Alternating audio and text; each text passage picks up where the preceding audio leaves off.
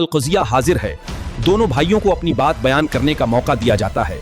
अखलाक का लिहाज रखें। क्या आप जानते हैं जब दो भाई अदालत पहुंचते हैं तो लोग आमतौर पर क्या सोचते हैं? शायद जमीन या पैसों का कोई झगड़ा रहा होगा, लेकिन सऊदी अरब का ये असल वाकया इंसान की सोच को बिल्कुल बदल देता है और दिल को गहराई तक छू जाता है। एक बुजुर्ग शख्स हिजाम अल गामदी अपने छोटे भाई के साथ अदालत में खड़े थे, मगर मामला न मालो दौलत का था, न जमीन और न विरासत का। दोनों भाई बस इसी बात पर कायम थे कि अपनी कमजोर बूढ़ी माँ की देखभाल का हक किसे मिले। बड़े भाई ने फिर दबी आवाज में कहा, मैं बचपन से अपनी माँ की खिदमत करता आया हूँ। मेरी माँ ही मेरी असल जिंदगी है। फिर छोटा भाई नरमी से बोला, भाई खुद अब बुजुर्ग हो चुके हैं, उन्हें आराम की जरूरत है।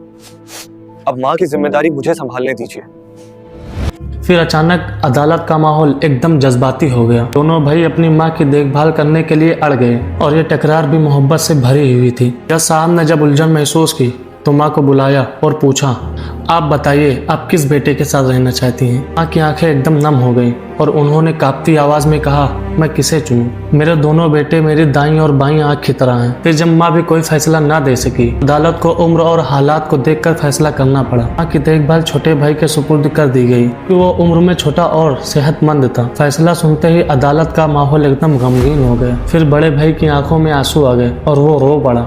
वो इसीलिए नहीं रोए कि फैसला उनके खिलाफ था, बल्कि इसीलिए कि उन्हें महसूस हुआ जैसे माँ की आखिरी उम्र में की खिदमत का अनमोल मौका उनके हाथ से निकल गया। और माँ बाप के साथ भलाई करते रहो।